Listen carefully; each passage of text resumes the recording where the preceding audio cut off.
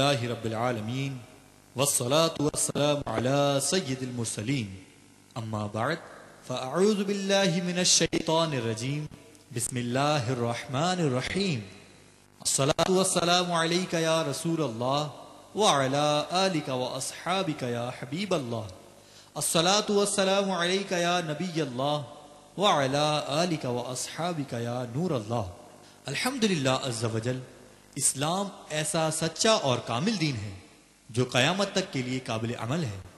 جب اس کے نام لیواؤں پر آزمائش کی آندھیاں چلی، نئے نئے فتنے ظاہر ہوئے اور گمراہی کے بادل چھانے لگے، تو اللہ عز و جل نے دین اسلام میں پیدا ہونے والے اس بگاڑ کو ختم کرنے اور اپنے محبوب صلی اللہ تعالی علیہ وآلہ وسلم کی سنتوں کو زندہ رکھنے کے لیے ہر دور میں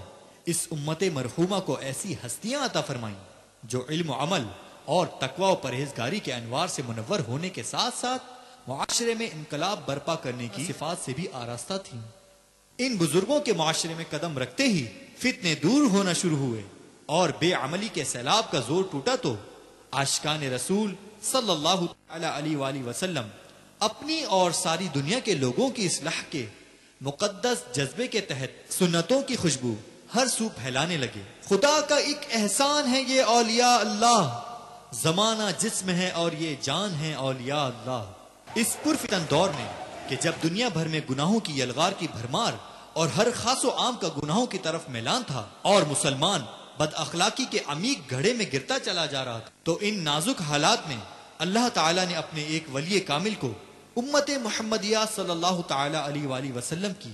اصلاح کے لیے منتخب فرمایا، جنہیں دنیا امیر اہل سنت